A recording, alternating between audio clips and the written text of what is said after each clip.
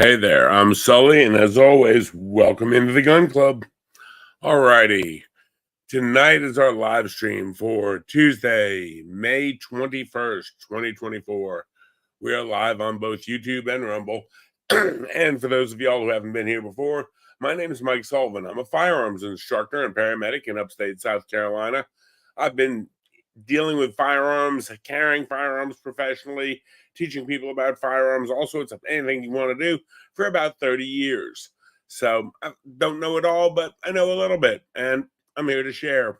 I'm here to share news and information, anything interesting to the 2A community.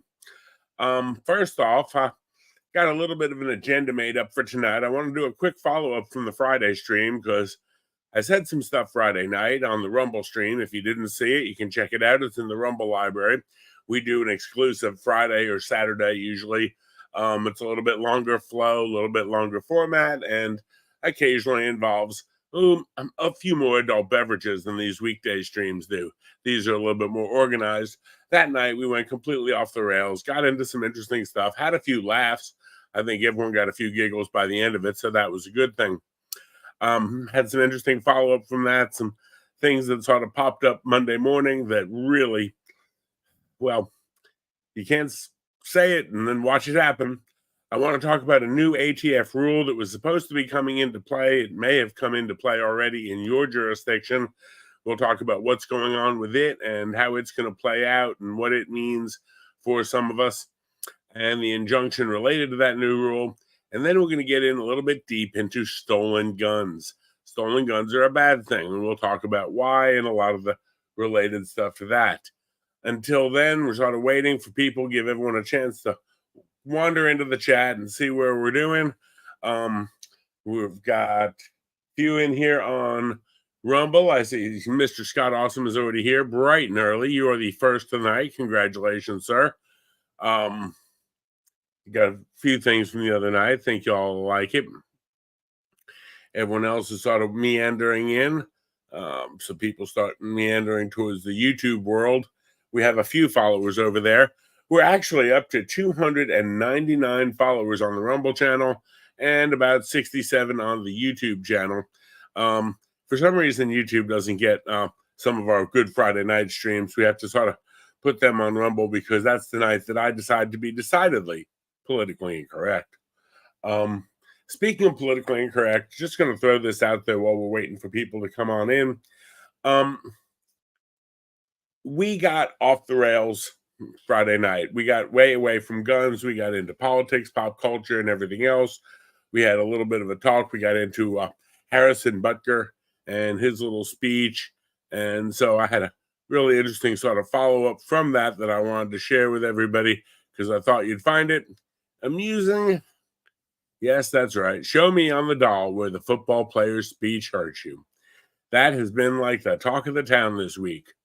A Catholic person went to a Catholic college and spoke about Catholic values, and the internet went apeshit. So, yeah, I don't know. I don't get it. I am probably one of the more lapsed Catholics in the world, but that being said, I don't think anything he said was that controversial, was that crazy. But, he's getting a lot of fire for it, including the city of Kansas City accidentally doxing him and telling everybody what town he lived in and where he lived. That wasn't very nice of them. So, yeah. So, as we said, Scott, you're the first one in for the evening. Hope you're having a wonderful day. I know it's been kind of a fun week here so far. Unfortunately, my office support staff has been out Monday and Tuesday of this week, so I've been kind of left to my own devices, wandering around loose, unsupervised, and we know that doesn't really end well sometimes. As a matter of fact, it ends up with me going on the internet and finding all sorts of stupid crap that I get to share with y'all on the stream. So let's see here. What can I find stupid crap on the internet to share with y'all? How about this one?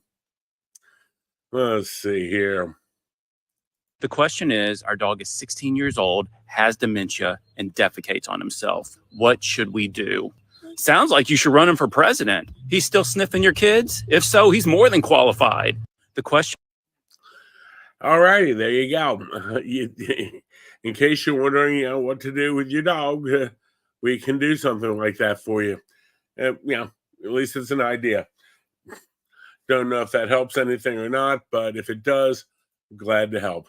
Had a few other great gun quotes come across me. One here that I really enjoyed. Do you realize that a bullet out of an AR-15 travels 5 times as rapidly as a bullet shot out of any other gun? Huh? Really? 5 times as rapidly out of any other gun? Joe? No. And once again, somebody get Brandon. He's gonna hurt himself. We've tried to warn them, but they don't seem to get it. Unfortunately, again, this is the old man wandering around Washington who thinks he's president. Who in God's name needs a weapon with 100 rounds in a chamber? Yeah, exactly. Complete lack of understanding. All righty, moving onwards and upwards. The follow-up from the Friday stream. If you recall, on Friday, we got kind of down deep into school incidents. I brought up some stuff, and I said, look, this is statistically from the K-12 school shooter database. So this is their database, and this is the number of people killed each year in active shooter attacks.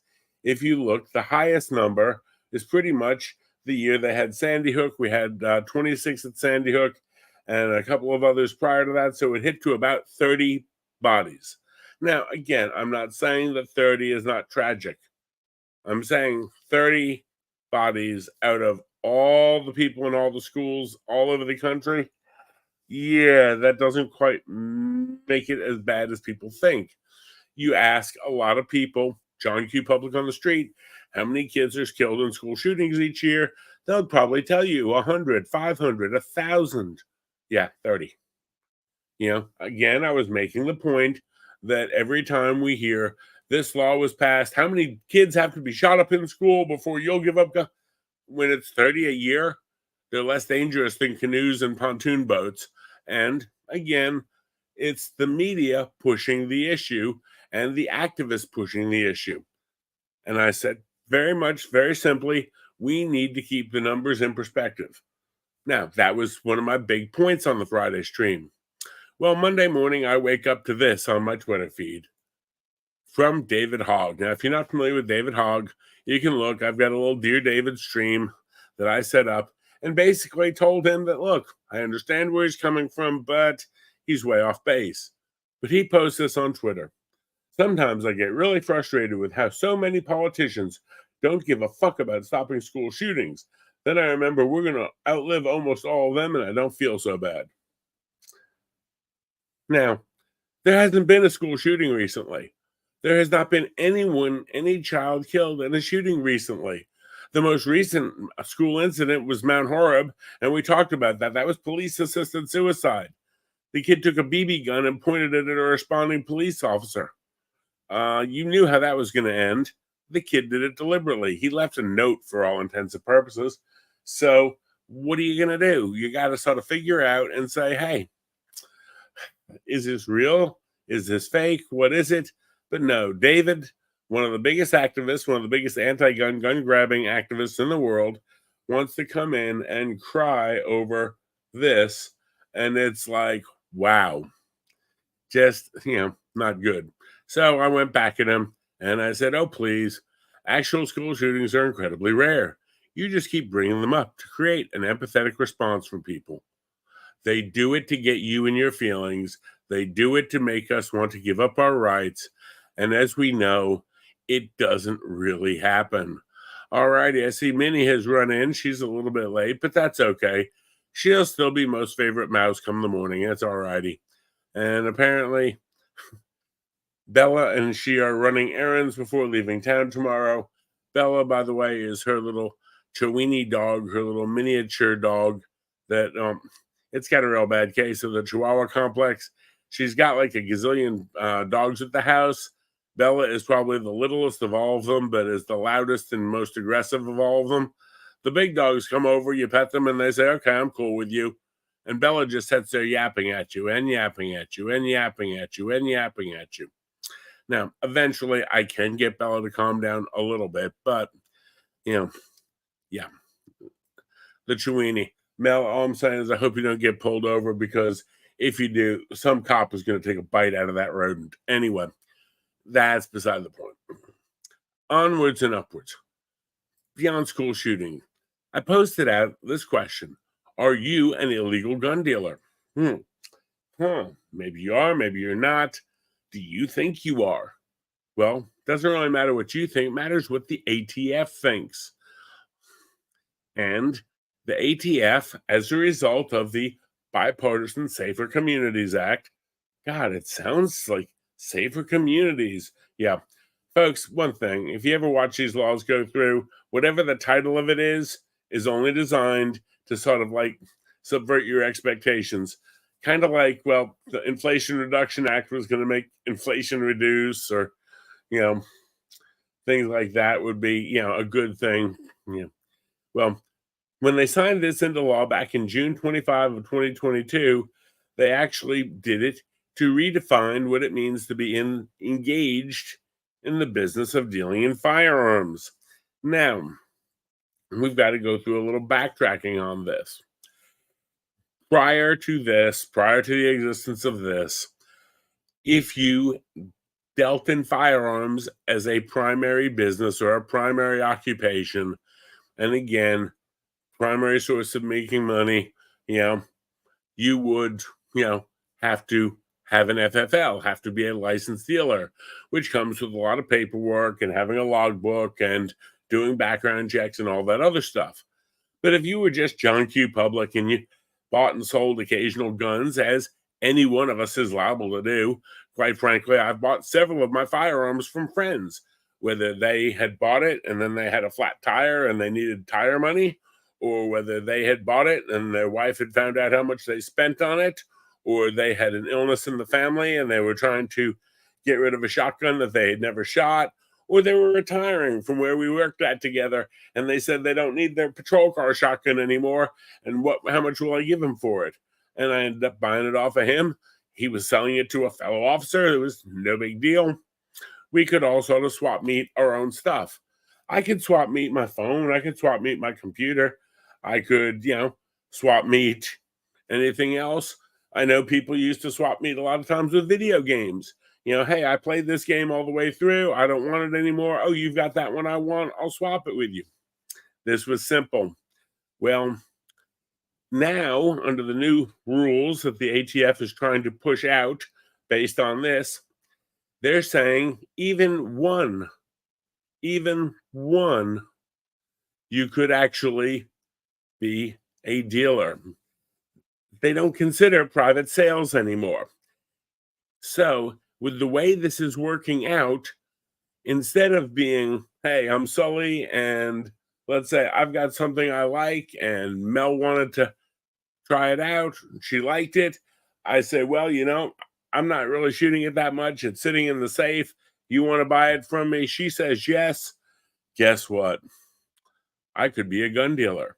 Now, if I'm stealing guns illegally without being an FFL and running background checks and logbooks and paying all sorts of federal paperwork, I am now committing a felony. They are trying to turn, old Uncle Ralph, who sells his shotgun to cousin Wilbur, into a felon as an illegal seller of firearms. Yeah, kind of crazy. Alrighty, I see we've got a few more wandering in. Holly, good evening and howdy. Welcome in from the land of the north. And what's your stream tonight, 6:30? What you got going on? Dear, I may jump into that one later on, see what you've got going on. I haven't caught yours in a while. And yeah, like Scott says, post that on your Twitter page or post it in the chat in here. You're welcome to do so anytime, dear. You know that. All for folks, go check out Holly's stuff. I think she does if I'm correct, it's like the Real Housewives of Alberta. Should be kind of fun. Go in and check her stuff out. Throw a link up here in the chat, Holly. You're definitely welcome to do that anytime. And anyone else of y'all who stream, do stuff like this, by all means, yeah,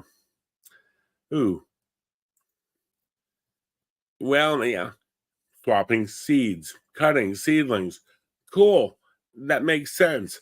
And I'm sure if you had some, planting stuff or some fertilizer that was good for whatever that you weren't using, you'd swap among other people who were into gardening and seedlings and that stuff.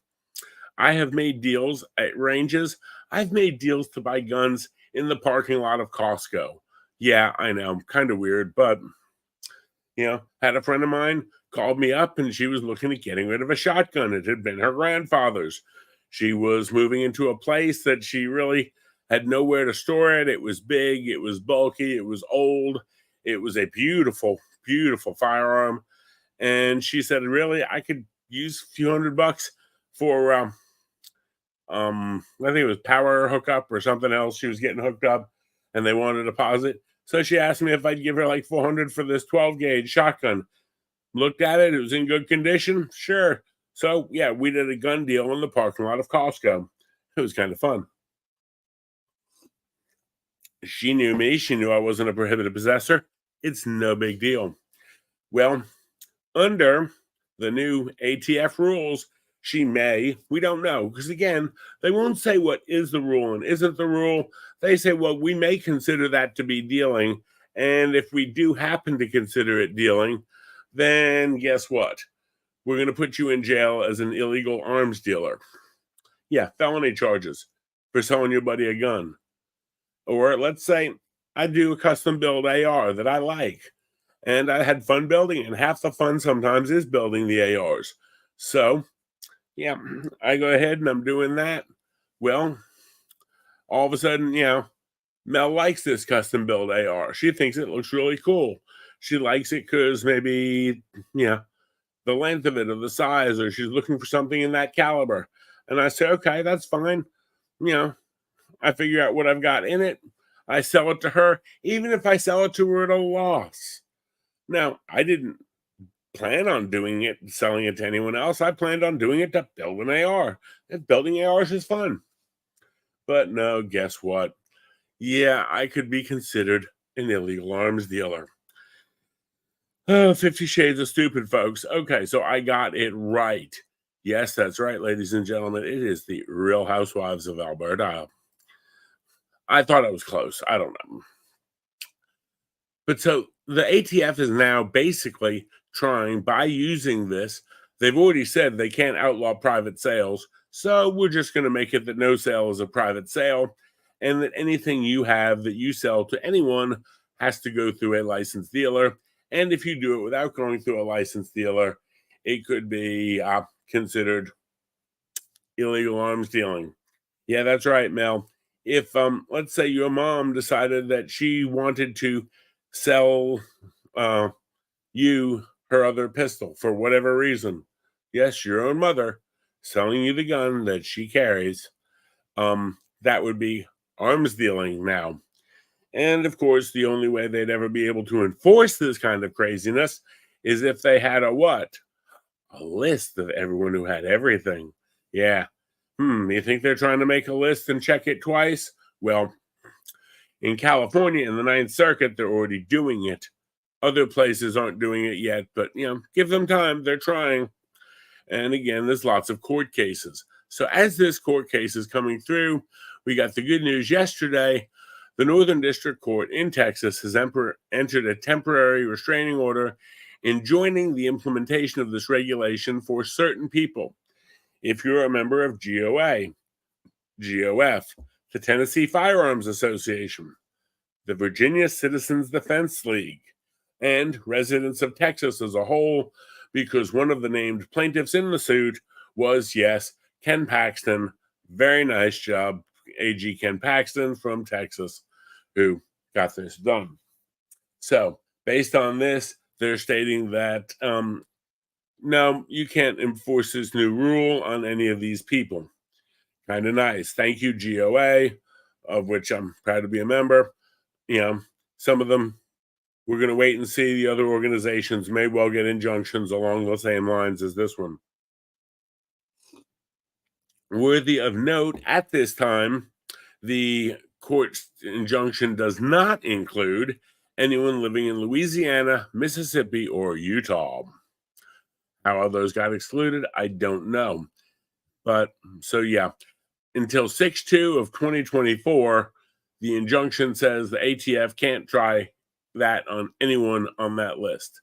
However, again, Mel, if you ended up selling me a pistol tomorrow because you had two of them, or you wanted one of them, or you wanted to get one like I've got, or yeah, exactly.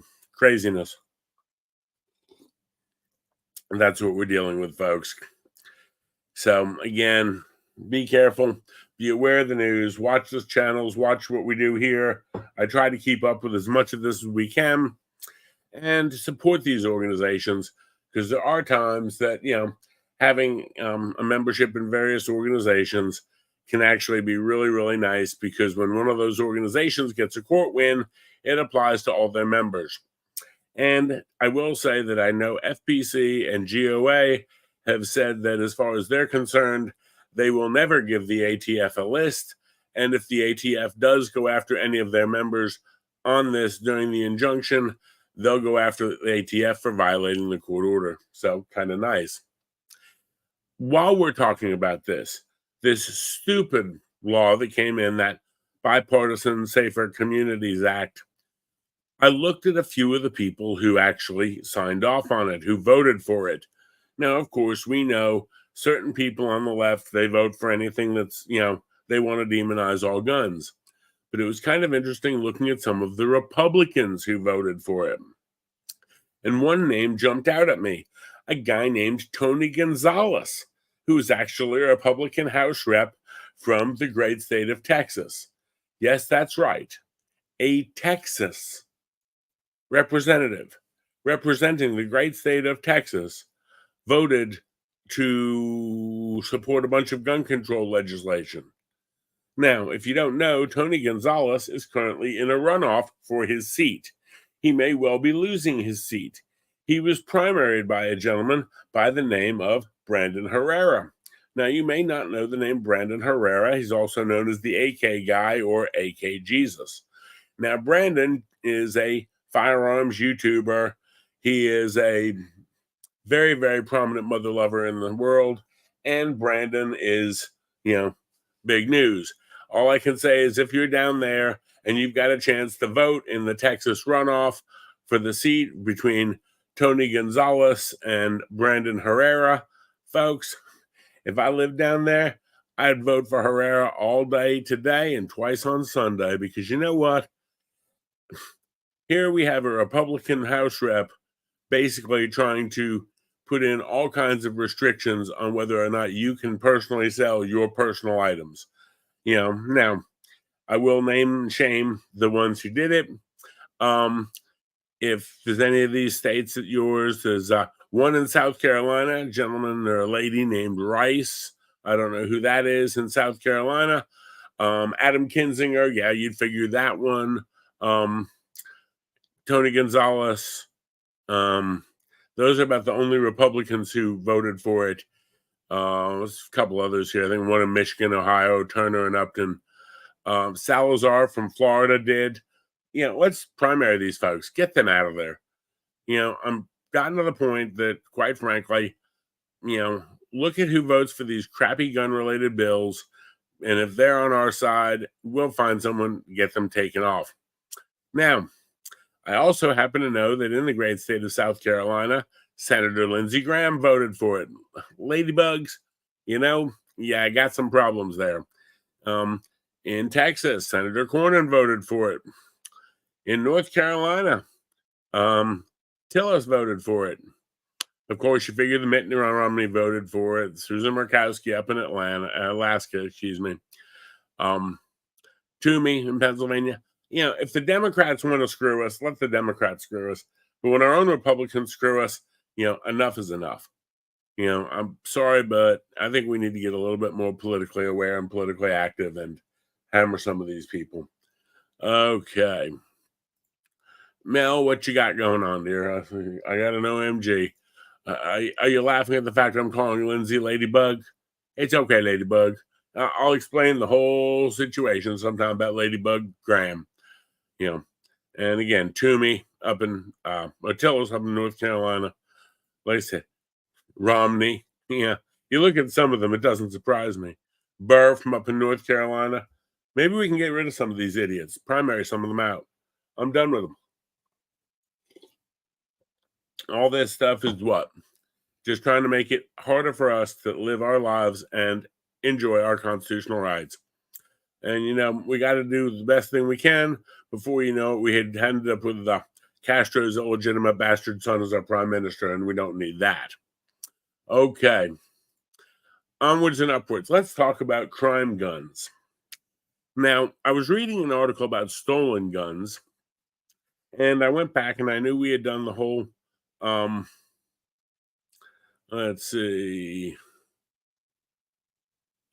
Scott, I don't have that one, but Tim and Mrs. Tim Scott. No, I have not seen that one. If you want to, send it to me over on the Twitter, and I'll try to pull it up for us. So I'm sure everyone could use that one, get a laugh out of it. And most favorite mouse is fighting with PetSmart. It's okay. That's okay, Mel. You just show him who the bigger bitch is. Okay, just saying. I've got $5 on Minnie Mouse right now, but yeah, she'll take off her yellow heel and whack him over the head with it. But anyway, let's get back to crime guns. Now, in 2019, this is the most current thing they had, was a DOJ study showing where crime guns come from. These were guns recovered at crime scenes, sent to the ATF from police departments, law enforcement agencies all around the country, basically tracing them back to how did this individual get, the gun. Well, in 10% of the time, it was a legit retail purchase. They legitimately went, did a background check themselves. They owned it. They bought it. And they ended up using it eventually down the line in a crime. Okay, so 1 out of 10. 11% of the time, it was a straw purchase. Now, straw purchase is illegal, where, let's say, Pookie has a felony charge, a felony conviction. He can't pass a background check, but he calls up Shaniqua and Taquania, and they go up there, and they can pass a background check, or at least one of them can. She says, oh, no, I'm buying this gun for me, and she drives home, and she gives it to, Pookie. That's a straw purchase. It is illegal. She can go to jail for that shit. If you go back, the people, Burnsville, Minnesota, the guy who shot the 2 cops and the firefighter paramedic, the girlfriend had bought him 4 or 5 guns. The girlfriend is now in court facing felony charges for that. So, ladies, don't buy your significant other's guns if they're prohibited possessors, and don't buy it and give it to them if you know they're a prohibited possessor, because as far as the courts are concerned, they're looking hard at these straw purchases now. 15% got it from a friend or a relative. Okay. So friend or relatives. Less than 1% come from private transactions or gun shows. Now, they're going through this whole thing about demonizing private sales, demonizing person-to-person transactions, when 10 times the guns are coming through straw purchase or legit purchase as are coming through private sales. Once again, gotta love our government. They're always great to solve the problem that we didn't know because we didn't really have it. Speaking of government competence, here you go. This is one of our Supreme Court justices, ladies and gentlemen. Guns with bump stocks can fire 800 rounds a second. Justice Ketanji Brown Jackson. Now, the fact that that's the best she can come up with, that's okay. Just remember, she's also the one who says she doesn't know what a woman is because she's not a biologist.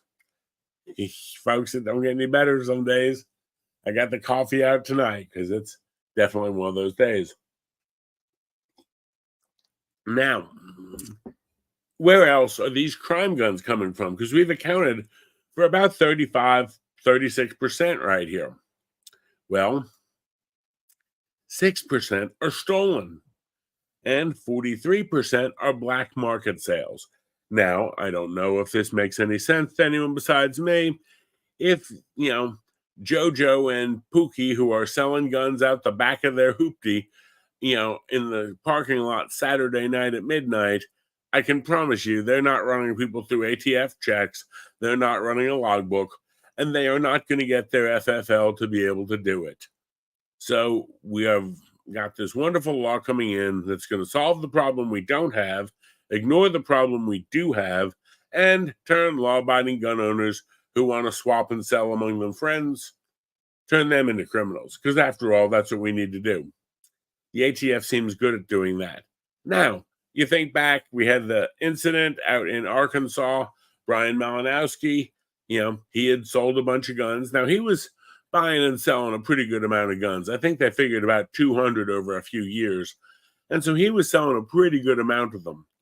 I still don't think, all righty, Holly, you take care, dear. Good to see you. We'll try to drop over later. I'm not sure, Holly, if there is a way for me to redirect to you. If there is, let me know and I can try to do it. Getting back to this whole thing. All righty. She put her tags up in the chat. Good job, dear. Thank you. You are still our favorite leaf. So, getting back to this whole situation, 49% are stolen in black market, and I can promise you, the guys who are doing black market, they're not going to get their FFLs anyway. 50 Shades of Stupid, ladies and gentlemen, 50 Shades of Stupid. But my next question is, where do these guns, these stolen or these black market guns, come from? Where's the, let's see here what we've got. Well, stolen guns. And this is what got me looking into it, really. Do you know in the United States, one gun is stolen every 9 minutes? Damn, that was a lot. In 2022, over half the stolen guns were taken from cars. This is a rate of theft 3 times what it was just a year ago. I'll let that sink in for a minute. Half were taken from cars. The rate is 3 times what it was just a year ago. The number one place for a gun to be stolen outside the car is parked right nice, safe, and sound outside your own personal residence. Well, that stinks. Now, if we look at this whole thing, what do we got? Well, I've got some thoughts here. And when I say I've got some thoughts, I'm just going to put it to you this way. I understand, and one of the reasons why this is happening can be sensitive spaces. More and more places that they're saying, if they post a no guns allowed sign, guess what? There's likely to be cars in the parking lot that have guns in them. So pretty good chance of doing that. Number 2, people, carrying more often, and they get home and they leave it in their car. Now, I will admit, I have on a couple of occasions accidentally left it in the car after I've come inside for the evening.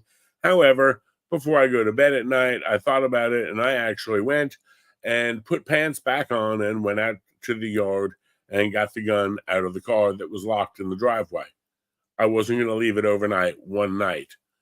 I understand we talk about truck guns and everything else, but that doesn't mean you live in the truck 365 days a year, waiting to come out, find your window busted and your gun gone. We know, looking at this, 50% of the crime guns are not obtained through dealers. They've got to get them somewhere, and they're obviously popping out of cars, out of thefts. If you look at crimes, that would be, definitely a good thing. Yeah, I was getting ready to go to bed, man, and I'm sitting there, I'm like, son of a bitch, I got to put pants on. Because I had taken my gun out of where I carry it and put it in the center console of my vehicle, freely admit it, and I was going into a post office. so I couldn't carry a gun. Okay. Got back in, had a bunch of mail, had some other stuff, was coming home, didn't think anything about it when I got home, brought the groceries in, brought them, everything else in, didn't think about what was sitting in the console. So, oh, bro, I live in the country too. I live in the country as well. But, it's just nowadays, again, depending on how far out you live, but these people in subdivisions especially, they're knocking them door to door. We've had county deputies, not in my county, but in the neighboring county, got 2 pistols stolen out of his unmarked patrol car. Yes, an unmarked patrol car. Now, when you're talking about how to keep this from happening, number one, let's not leave firearms in our cars overnight. Now, if you're way up off the road, and maybe, I'm not saying it's 100%, but generally not a good idea. Number two, if you're out in public, don't make your car look like a freaking loot drop. And I mean, it really does. Oh, evening, Bulldozer. Hope you're having a wonderful evening. Yeah, well, I live in a subdivision. Now, I'm out in the country. We've got, in this county, we've got about 60,000 people in 720 square miles. But I figured just in case my neighbors were sitting out on the porch smoking one, I probably didn't need to go walking out in the yard, have my motion lights come on, and me in my underwear. Figured that was not a good thing. But yeah, we're sitting here and we're watching guns get stolen out of cars, ridiculous amounts. At home, that's one thing. Out in public, if you've got 14 Team Glock, S&W M&P, we don't call 911, we call 357, warning, driver only carries $20 worth of ammo, honk faster, I'm reloading, whatever, stickers all over the back of your car. And, I see range stickers, I see PSA logos, I see stuff all over the place. And every time I do, I sit there and I'm like, if I was outside the mall or outside wherever and looking for a car to break into that might have something in it, you know what? You're telling me. Not only that, but if and when that person is ever approached or attacked, granted, they've got all this stuff there telling everybody that they're armed. So the element of surprise goes back to the bad guys. I love traveling gray, man. I don't wear any of my, Team S&W shirts or Team Glock shirts. I don't wear my instructor shirts or my range shirts or my USCCA shirts out and about. Now, I can wear stuff like that around the house. I can wear it while I'm working in the yard. I might wear something if I'm going to the range or if I'm teaching a class. But I don't want, when I'm out, John Q. Public over at the big box store, I don't want anybody knowing what I might or might not be carrying. Guess what? What I'm carrying is between me, myself, and I. It's kind of like if you're wearing underwear or not. That's up to you. That's your damn business. Why you got to advertise? So definitely, please think about, how we keep our guns secured. Now, I get less sensitive places, definitely better. But if you go, and again, I have to from time to time for work, go to a sensitive place. I have to from time to time for work, go to a post office or go to a federal building or go to a law enforcement center or go to a hospital. I have to periodically go up and meet with the doc. And a lot of times we'll meet over coffee at midnight outside the hospital. That's normal for me. So what do? If you get to the point that you realize you're having to periodically leave one in a car, well, I'll show you something. Now, I picked this up about 2 years ago. I was going to Vegas. I was flying to Vegas and driving home, and I had to have a TSA secure lockbox for my pistol in order to put it in my check bag. I got a 2-pack of these for about $30, and a little code on it and whatever. And it came with this cutesy little cable. Now, the cable isn't the greatest. I mean, you can see the width of it. Yes, you can cut it. Yes, you can probably bust this thing open. It's not, anything I would consider ultra high security.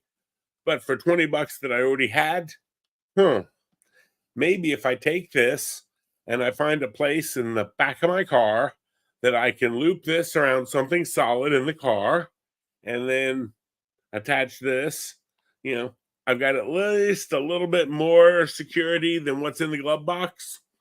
So, again, I'm not saying it's going to be perfect. You may not be able to carry it in every place you work. Again, I go up to the ER, meet with Doc. I can go ahead and I can leave something in this. A little bit safer than, doing anything else. So, again, it's food for thought. These, like I said, I want to say it was one of the ranges had 2 packs. It was like $30. And I'm trying to take this part out here. Came with the cable. It looks like this. Has this little snippet on this side and this. You just slide this through and you can girth hitch this around something in the car. Even if it's a seat mount or something else, or 2 seat mounts or something, whatever. And this piece then slams in the side of the case and holds it in place. Again, I'm not saying it's ultra high security. And if I was regularly leaving long guns in there or tactical response gear in there, I'd probably go ahead and bolt something into the frame or do something else or bolt something into the trunk. But, to have something that's better than nothing for $30, I got 2 of them. And again, it wasn't fantastic. It wasn't super expensive. It was enough. And I put a little ID code on there so I'd be able to know what one it was. But it's simple, it's cheap, it's easy. And again, ideally, we wouldn't have to do it. But why do we think these things are getting stolen from cars? Well, more people carrying, more sensitive places, more times people are having to leave them in cars. And, again, if people leave them in cars, we run that damn 50% chance of where they're going to go. Well, 50% chance you come back and that gun ain't yours anymore.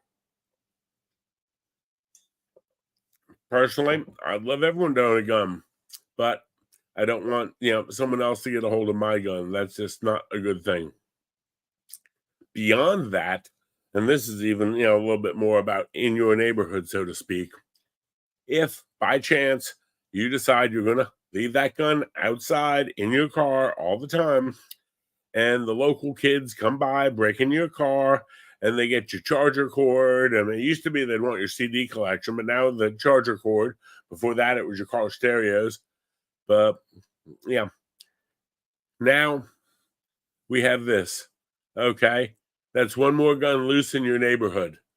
Is it going to be used on your house if they kick in the door? How about your neighbor's house? Are they going to try to see if they can shoot it and accidentally put one through your house, the side of your house? Be kind of a shame if it comes through your window. Again, we've got to be aware of these things. And I'm all for everyone carrying, but make sure, please, secure your sidearms. Alrighty, that's about all I have got for today. Folks, I don't mean to get preachy. I really don't. But when I read those statistics the other day, especially the part about 3 times as many guns stolen out of vehicles as, they were before. A decade ago, roughly a quarter of gun thefts, now over half. And number 1 place outside your house. It's like, okay. And they've actually gone on, this was done by an anti-gun group, and they said that cities in states with the weakest gun safety laws see 18 times the rate of gun thefts as those with stronger gun laws. 18 times in places with more flexible gun laws. What does that mean? They're actually trying to use this to push nationwide self-storage acts. And I promise you, if they succeed, guess what? It won't be something like that. You'll end up having to have probably $100 or $200 safe in your car to be able to carry. And that's a pain in the ass. Let's head their ass off on this one. Alrighty, that's all I've got. Folks, what all y'all got going on? Bill, I see you've dropped by. Good to see you as always. I know Holly pointed up here. If you're interested, after we get off stream here, go check her stuff out. She has ADHD, ADD, ADHD meds, legal meth for all. I don't know. Maybe something we need to look into. She does a lot of her streaming over on Rumble, as do I. Folks, if you've enjoyed what we've done, go ahead, give me a thumbs up. Please follow the channel. We're at 299 followers so far. We're trying to build this up. We definitely enjoyed doing the stream the other night, and I may actually look at doing a little bit more political or current events streaming, that type of thing. Bill, it's okay. A couple of weeks is not that bad. A couple of weeks. We'll give you a little grace here on that. I'll say on the other side of the coin, if you said a couple of months, well, I'd be a little bit concerned. But, I mean, we've even got, Minnie hanging out with us, and she's been having a lot of fun with guns recently. I think she may have had to step out to go do battle with PetSmart, but she passed her basic CCW or CWP for the state, and she's now starting to learn all about and play with more AR-15 stuff and having a lot of fun with that. Alrighty, that's about all I've got for the evening. Let's see what I got. A little fun to end it off with. How about a little bit of Joe Biden? If you want to protect yourself, get a double-barrel shotgun. Have the shells, a 12-gauge shotgun. And I promise you, as I told my wife, we live in an area that's wooded and somewhat secluded. I said, Jill, if there's ever a problem, just walk out on the balcony here or walk out, put that double-barrel shotgun and fire 2 blasts outside the house. I promise you, who's ever coming in is not going to, you don't need an AR-15.